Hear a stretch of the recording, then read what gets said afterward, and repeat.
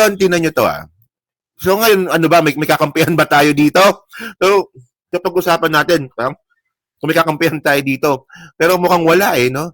So ngayon, ito So Lilian is still part of Cebu. Duke Frasco tells Pambari 4 to stop politicking, start governing. Okay. So itong Liluan pala, itong Liluan mga kababayan, ito po yung malapit po ito sa may bandang Mactan, alam ko Malapit po sa dagat ito So ngayon, nung simula nga po ng binagyo ito ng bagyong Tino, grabe po talaga yung nangyari dito. Talagang devastated po talaga yung nangyari dito. Okay. So ngayon, ang nangyari ngayon dito, di ba? Nagsisisiyan sila ngayon dun sa Cebu. Oo. So, basahin natin yung report para makuha natin yung narrative ng content, no? So sabi dito, sana ba yan? Okay. So sabi dito sa banda, dito lang sa kabila. Yan. Sabi dito, naku, nagbisaya, patay tayo dito. Umag na sakto na ang sigig pamumulitika. O tama na rin pamumulitika. Stop politicking, start governing, Governor Cebu. This is the time for us Cebuanos to come together and help one another, sabi nga po ni Duke Frasco in a Facebook post on Monday. Governor, we don't need your cameras or your social media teams attacks. And what we need are your excavators, payloaders, bulldozers, and backhoes to help us on ground. We need your help. Asa naman mo? Ano ba yan? Bibisaya kasi. Frasco said that since November 5, the DPWH local government units and private sector have deployed their available resources for clearing operation. But up to now, the province of Cebu has not sent single piece of heavy equipment on any clearing assistance in Liluan, he said. Okay. So ngayon, nagsisisiyan sila. Liluan urgently need help despite of our political differences. Liluan is still part of Cebu. Okay, sa Liluan pala. Okay. So yung Liluan pala, ito pala yung parte pala ito ng Okay, gets ko na. Okay. So yung Liluan pala mga kababayan, ito po yung baluarte pala ni Duke Frasco. So ngayon, ang bintang ngayon dito ni Duke Frasco, bakit hindi raw tinutulungan ng provincial government yung Liluan? Oo. Na ngayon, ang tanong ngayon natin dito mga kababayan, nasan ba si Duke Frasco in the first place? Nasan ka ba? Ngayon, ang lumalabas ngayon sa mga balita ngayon, ito malupit. Tingnan nyo to Mga pabebe kasi itong mga to Tingnan nyo Nabalita to noong November 6. Naglakwat siya sa London. Christina Duke Frasco reportedly abroad while Tino battered Cebu. Alam niya ako talaga minsan po talaga, hindi talaga ako bilib dyan Sa mag-asawa po na yan Sa mag-asawang Frasco na yan No, tandaan po natin, itong si Christina Frasco, ano po yan? Secretary po ng DOT. Oo, secretary po siya ng DOT. Baka di nyo alam, Kasi di naman natin ramdam. Tandaan nyo, ang Department of Tourism, siya po yung pinakabagsak. Siya po yung pinakamababa po na performance sa mga appointee po ni PBBM. Sila po, bagsak po yung tourism po natin. Simula po ng hawakan ng mga Frasco yan. Wala, syempre, ano bang mga alam yan? Pabebe kasi yung mga hayop na yan Walang yan, So ngayon, ako hindi ko naman kinakampihan dito si Pambari 4 kasi paras naman silang DDS. Pero in the first place, mga kababayan, bago ka sana manita, na huwag mamulitika, sana nasa Pilipinas ka sana. Sana nasa Cebu ka, noong mga panahon na binabagyo po ng bagyong Tino yung Cebu. Actually, matagal na namin panawagan yun mga kababayan.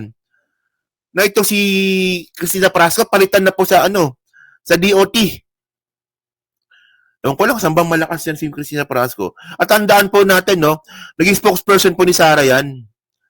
Itong si Christina Frasco. So, ewan natin, baka mayroong politics behind on it. Kasi baka posibleng mangyari pag tinanggal si Christina Frasco bilang DOT secretary, baka maging DDS na talaga. Posibleng ayun po yung isa sa mga dahilan. Posible lang naman yun. Di ba? Pero ang point natin dito, para sa akin, wala kang karapatan na magsalita na tama ng pamumulitika kung may point naman yung isa. Wala kayo sa Cebu eh. Tingnan nyo ha, ano ba nangyari sa Europe? O sabi dito, naglakwat siya sa London pala. Tama, London, Europe nga yun, di ba?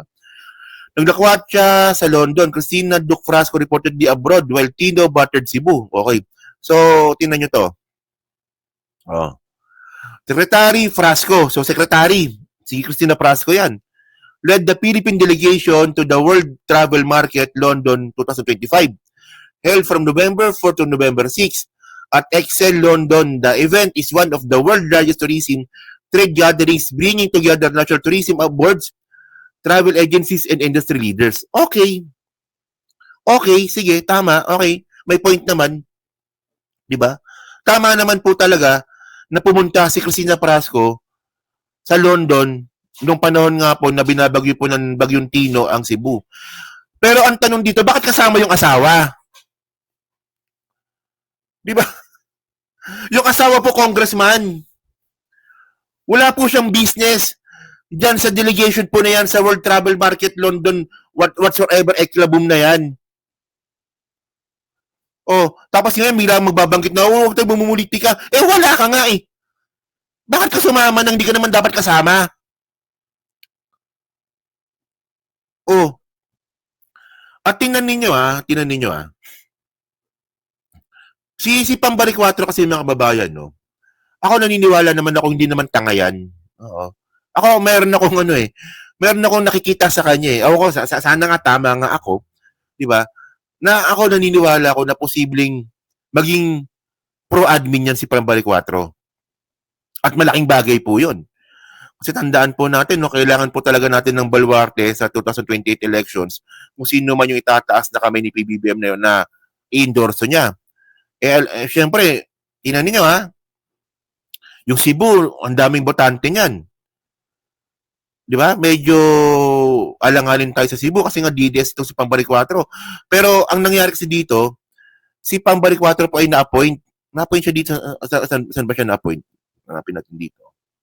Saan na ba yun? Wait lang Na-appoint siya Pambari 4. Pambari 4. Na-appoint yan eh. Wait lang. Yan no, Cebu Gov as RDC. Regional Director ano ba to? Regional ito. RDC eh.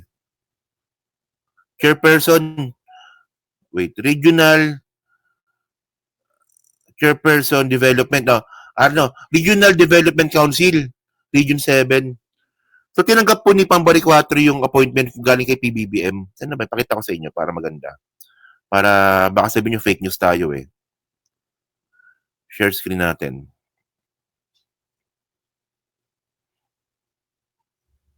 Yan, ito. Yan. Kita mo? Nagka-ads pa to. Close. Nagka-ads pa. Ito. Yan, So yan appointed po siya ni PBBM ngayon. So ngayon talaga kasi mga kababayan kung talagang pro Duterte yan si Pambari 4, hindi niya po tatanggapin yung appointment na yan galing kay presidente. So may nakita akong sulyap, may nakita akong liwanag na ay siguro posibleng maging pro-admin ito. No? At tingnan niyo nung tinulungan po ni Presidente Bongbong Marcos yung mga nasalanta nga po ng Bagyo at ng Lindol, yung Cebu, isa po si Pambari 4 sa mga humanga kay PBBM. Kasi pag dides ka talaga, wala nang tama sa iyo, di ba? Pag si Marcos ang gumawa, wala nang tama sa iyo, pero si Pambari 4, na-appreciate niya 'yon. Di ba? Tama, di ba?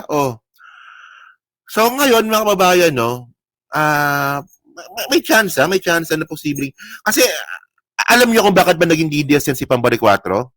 Alam niyo ba kung bakit naging DDS po yan? Kasi nga po, naging close sila ni Sara.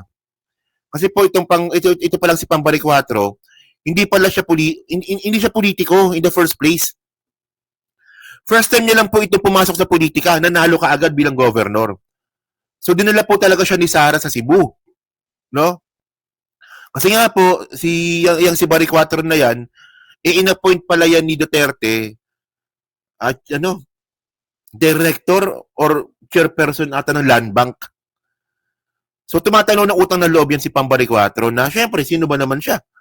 Isa lang naman siyang simpleng may bahay na nabigyan ng trabaho ni Duterte nung panahon nga ni Digong.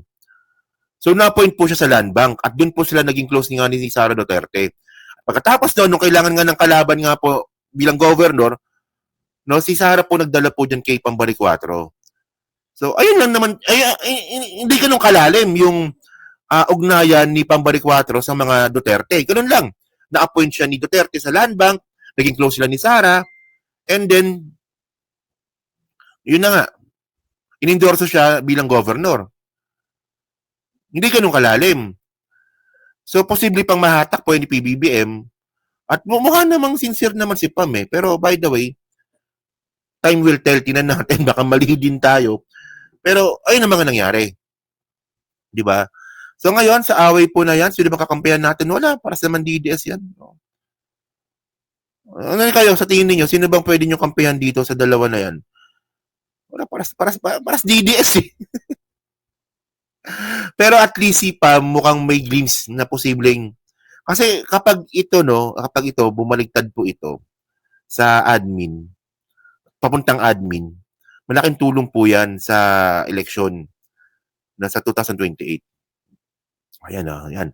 So ayan so kayo po diyan po sa anong masabi niyo nga po dito diyan po sa awayan po ng mga DDS diyan sa Cebu.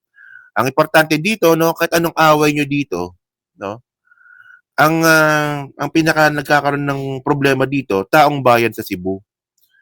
The more na nag-aaway kayo diyan, the more na kung mas inuuna nyo nga po yung politika at yung kampi-kampihan niyan na Duterte ba kayo o BBM ba kayo, ang pinaka laging kawawa dito, taong bayan sa Cebu.